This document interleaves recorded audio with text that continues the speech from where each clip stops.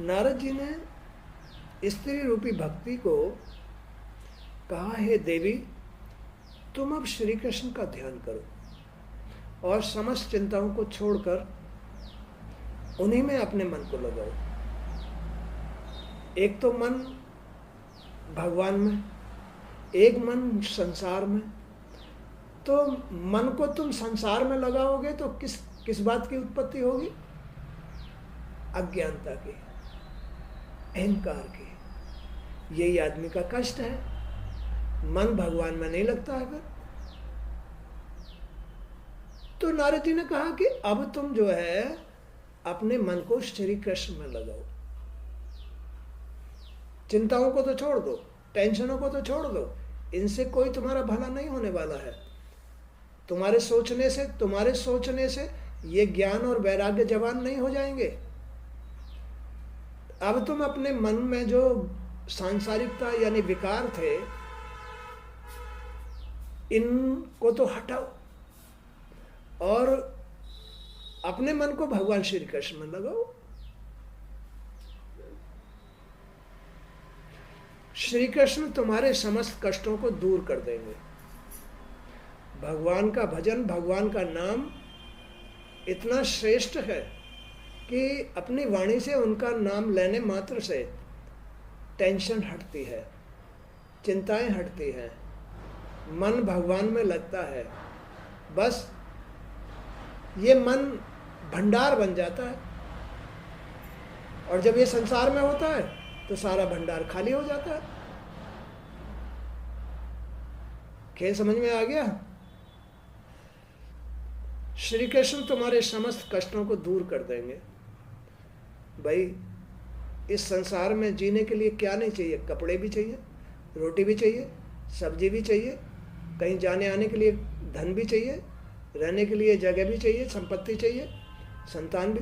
तो इस संसार में रहने से कभी सुखदायी चीज़ पैदा नहीं होती है, दुख देने वाली चीज़ होती है भगवान से विमुख होकर के।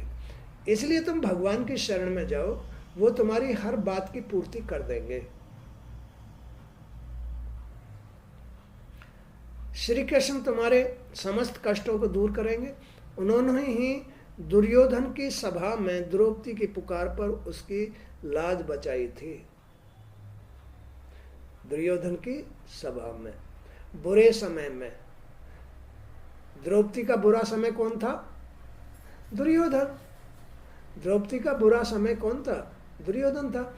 तो द्रौपदी की लाज किसने बचाई बुरी सभा में? भगवान श्री कृष्ण ने।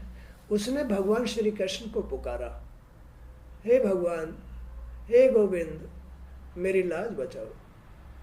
वो दौड़ के आ जाते हैं, तुम्हारे मन में आ जाते हैं, तुम्हारे घर में आ जाते हैं, तुम्हारी सोच में, दृष्टि में, बुद्धि में आ जाते हैं। बस वही आके लाज बचाते हैं इस बुरे समय से। बुरे समय से लाज बचाने वाले वही हैं। उन पर भरोसा रखना चाहिए, विश्वास रखनी चाहिए और कम से कम उनका किसी सदे हुए पुरुष की शरण में जाकर के उनकी कथा सुननी चाहिए।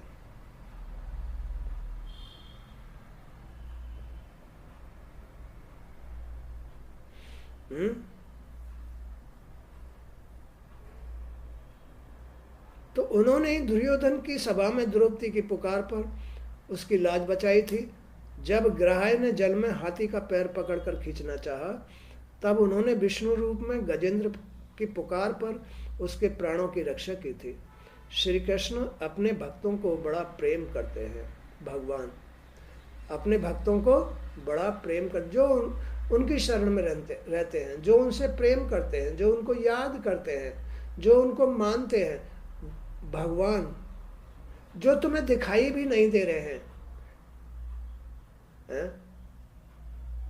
वो तुम्हें बड़ा प्रेम करते हैं। वो तुम्हारे अंदर ही है। सच्चाई, आ जाओ सच्चाई पर। सच्चाई में आ जाओ, तुम ही तो श्री कृष्ण बन जाओगे। लेकिन तुम माया ने भटका दिए। कितने भटका दिए हो? तो उनकी पुकार पर वे नंगे पैरों भागे चले आते हैं। वे भक्ति बैकुंठनाथ श्री विष्णु को भक्तों से इतना प्यार है। हे भक्ति, हे भक्ति, बैकुंठनाथ श्री विष्णु को भक्तों से इतना प्यार है कि वे ऊंच नीच का भेद नहीं करते। जहाँ भक्ति का वास होता है वे वहाँ तत्काल पहुँच जाते हैं। जहाँ भक्ति का वास होता है, जहाँ भगवान से प्रेम होता है, जहाँ भगवान में श्रद्धा होती है, वो नंगे ही पैरों भागे चले जाते हैं। उन्हें कोई सुध बुध नहीं होती मेरा भक्त पुकार रहा है, कहीं मेरा बच्चा जो है संकट में पड़ गया है, कहीं मेरी बेटी, कहीं मेरा बेटा संकट में उलझा हुआ है। उनके तो सभी जीव बेटी बेटे ही है, इसलिए उन्हें वो जरा भी विलंब नहीं करते हैं। जो उनको मानता है, जो उनमें श्रद्धा रखता है, जो उनसे प्रेम करता है, उसकी लाज बचाने के लिए, उसे संकट से उभारने के लिए पल की भी देर नहीं लगाते हैं। ऐसे भगवान श्री कृष्ण हैं।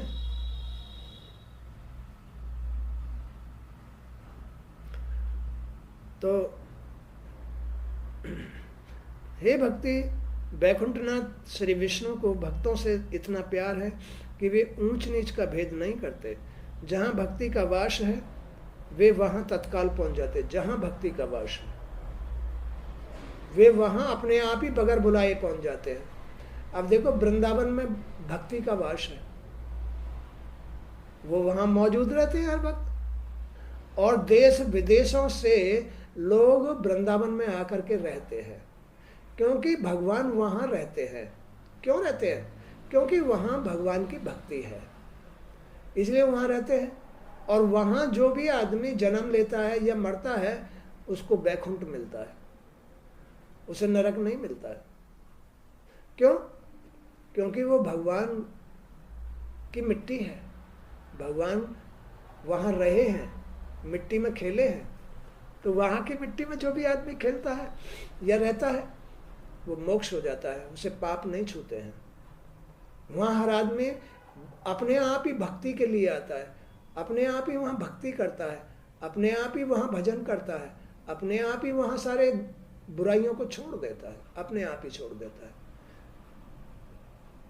ऐसा है वृंदावन। तो वृंदावन की जो मिट्टी है बड़ी पवित्र है, वहाँ के स्पर्श मात्र से आदमी के सारे पाप धुल जाते हैं, उसकी सोच बहुत अच्छी हो जाती है, उसकी बुद्धि बिल्कुल पवित्र हो जाती है, उसका मन निर्विकार हो जाता है और भगवान के भजन में मन लगा करके रहता है।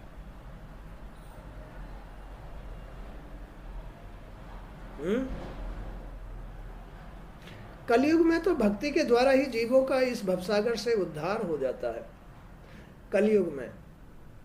कलयुग में तो बस जिसके अंदर भी भक्ति है उस भक्ति से ही उसका उद्धार हो जाता है।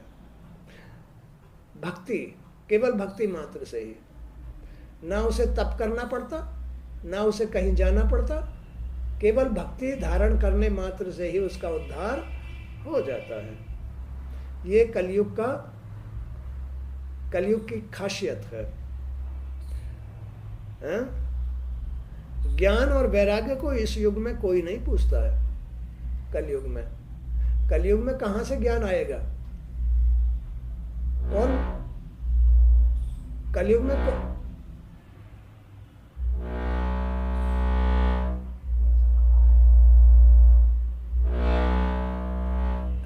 शीशा कर रहा है।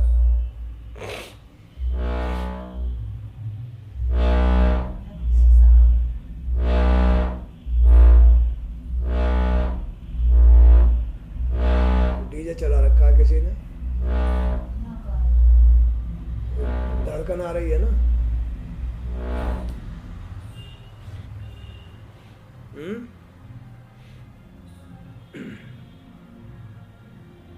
कलयुग में तो भक्ति के द्वारा ही जीवों का इस भवसागर से उद्धार हो जाता है। कलयुग में ज्ञान और वैराग्य को कोई नहीं मानता है। कलयुग में ज्ञान और वैराग्य को कोई नहीं मानता। या कितने भी ज्ञान की बातें सुनने आते हैं,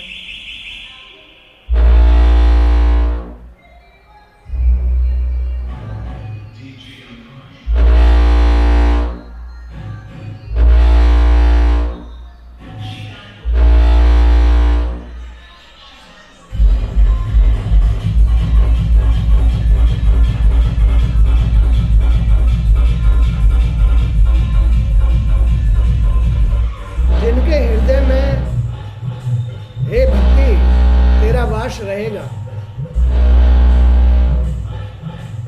जिसके हृदय में हे भक्ति तेरा वास रहेगा, वे पापी होने पर भी भय मुक्त होकर वैकुंठ धाम को प्राप्त करेंगे।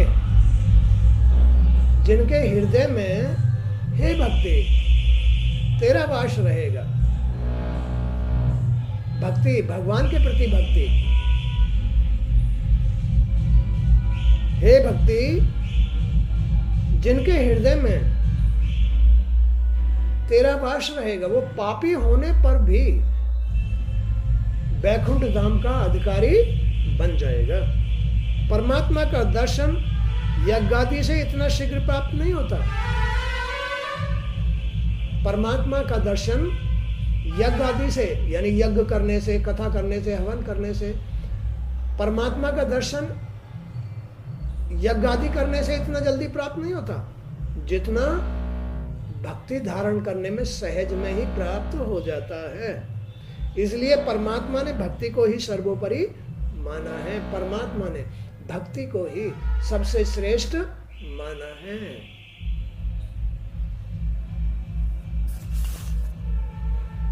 नारद जी की बात सुनकर भक्ति की शंका दूर हो गई है। नारद जी की बात सुनकर के भक्ति की शंका दूर हो गई।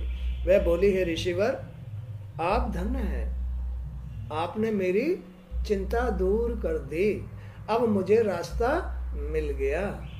अब तो मैं भगवान की भक्ति माने भगवान का भजन करूंगी बस।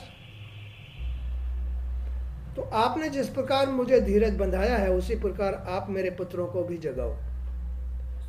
मेरे द्वारा अनेक प्रयास करने पर भी इनकी चेतना जागृत नहीं हो पा रही है। देख लो, कोई भी आदमी चाहे भक्ति हो, देवी देवता हो, अगर वो भगवान का भजन नहीं करेंगे तो उनमें भी शक्ति नहीं रहेगी, नहीं रहेगी। जैसे भक्ति भगवान की कितनी सहचरी है, माने कि प्रिय है, लेकिन फिर भी बगैर भगवान के भजे उसमें भी शक्ति नहीं रहती है। अपने ज्ञान वैराग्य बेटों को भी नहीं जगा सकती है। अब भगवान को जगाने का तरीका क्या है? कथा सुनो, कथा सुनो, भगवान की सेवा करो, लड्डू गोपाल अपने घर में ले आओ। नहीं लाने हैं तो तुम्हारे घर में माँ भगवती की, माँ राधा कृष्णा की मूर्ति है, एक ही बात है। इनको नहलाओ रोज, इनको रोज कपड़े पहनाओ, इनको रोज भोग लगाओ, ये भक्ति कहलाती है। तो भक्ति से तो परमात्मा सहज में ही बस में आ जाता है और उसका उद्धार कर देता है।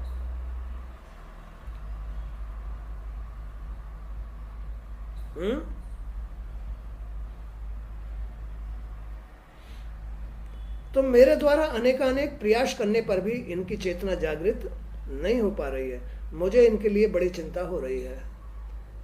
भाई सबको चिंता होती है। माँ बाप, जो माँ बाप बन जाते हैं, जो माँ बाप बन जाते हैं, वो अपने अगर माँ बाप को याद नहीं करेगा तो संतान सुखी नहीं रहेगी। इसीलिए तो पितरों को याद किया जाता है। अपने पितृ पूर्वजों को क्यों याद किया जाता है? माँ बाप अगर अपने पितृ पूर्वजों को याद करते हैं तो संतान सुखी रहती है, हैं? तो भक्ति भी, भक्ति तो एक देवी है, एक शक्ति है। तो भक्ति अगर भगवान को याद, अपने माँ बाप को याद नहीं करेगी तो उसमें शक्ति कहाँ से रहेगी? उसकी औलाद कहाँ से शक्ति पाएगी? नारद जी भक्ति से कुछ कहते, तभी आकाशवाणी हुई, हे नारद जी, ये दोनों बिना सत्संग के जागृत नहीं होंगे। जब तक ये सत्संग नहीं सुनेंगे इनकी बुद्धि चैतन्य नहीं होगी, इनका मन चैतन्य नहीं होगा, इनके विचार चैतन्य नहीं होंगे, ये नहीं जगेंगे, इनमें चेतना नहीं आएगी जब तक इसको सत्संग में नहीं बैठाओगे। ज्ञान और वैराग्य को जब तक तुम सत्संग में नहीं बैठाओगे तब तक इनकी जो ब्रजभूमि है, जो हृदय है जिस पे भगवान रहते हैं, मन में भगवान के प्रति भाव होना चाहिए, भगवान की सेवा करनी है। अरे हम लेट हो गए, अरे हमें साफ सफाई करनी है, अरे हमें भगवान को नहाना है, हमें भोग लगाना है, तो ये मन में भाव होना चाहिए। तो तुम्हारी बुद्धि में ऐसे विचार आएंगे, तो तुम्हारी सोच ऐसी बनेगी, तो तुम्हारी वाणी चलेगी, तुम्हारा कर्म होगा, तब जाकर के भक्ति का पूरा पाठ पूरा होता है। अन्यथा भक्ति भी शून्य हो जाती है और भक्ति में कोई भी शक्ति नहीं रहती है बगैर भगवान के, उनका ध्यान किए बगैर, उनकी सेवा किए बगैर, कोई भी उनकी अगर सेवा नहीं करेगा तो उसकी शक्ति खत्म हो जाएगी। बोलो हो जाएगी। तो ऊपर से आकाशवाणी हुई कि हे नारद जी, जब तक ये भगवान की कथा नहीं सुनेंगे, भागवत नहीं सुनेंगे, तब तक ये जागृत नहीं होंगे। जैसे हमारा पढ़ा हुआ, इनके लिए किसी साधु जन को खोजो, इनके लिए किसी साधु जन को खोजो, ऐसे पुरुष को खोजो जो सत्पुरुष हो, जो भागवत कथा सुना सकता हो, जिसको अपने आपे का ज्ञान हो, जो भगवान की शरण में पहुंचा सके, ऐसे आदमी खोजो।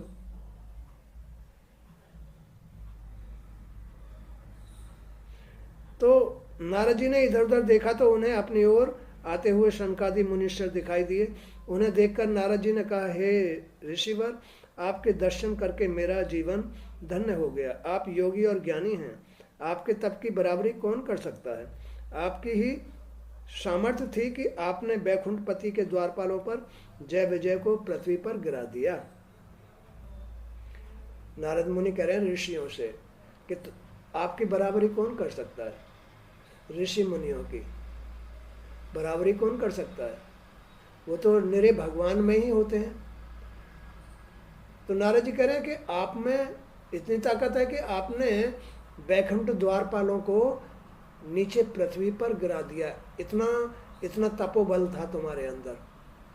आपने उनको शराप दिया, वो पृथ्वी पर आकर के भोगने लगे, कभी रावण कुंभकर्ण बन के, कभी हिरण्याकुश हिरण्याक्ष बन के, कभी शिशुपाल और कंस बन के। आप दया करके भक्ति ज्ञान और वैराग्य का दुख दूर कीजिए, जिससे चारों वर्णों में आपका यश फैले और कलयुग में जन्म लेने वाले प्राणियों का जीवन शुद्ध और पवित्र हो जाए। तो ऐसी आदमी को भक्ति करनी चाहिए। इस भक्ति से ही आदमी का उद्धार होता है।